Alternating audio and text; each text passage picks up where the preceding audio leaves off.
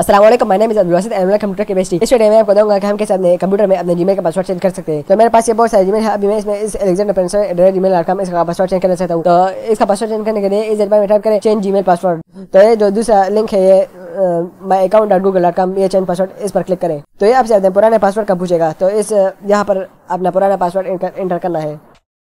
मैंने अपना पुराना पासवर्ड एंटर किया और इसके बाद इस नेक्स्ट पर क्लिक करें और यहाँ पर ये न्यू पासवर्ड और यहाँ पर इस कंफर्म पासवर्ड पर क्लिक करें। मैं यहाँ पर न्यू पासवर्ड देता हूँ।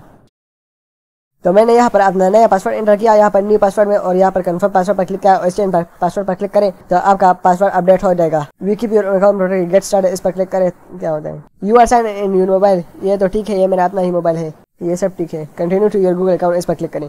तो अभी मेरा पासवर्ड सक्सेसफुली अपडेट हो गया है। मैं पुराना पासवर्ड हट गया है और नया पासवर्ड मेरा लग गया है अपने जीमेल पर।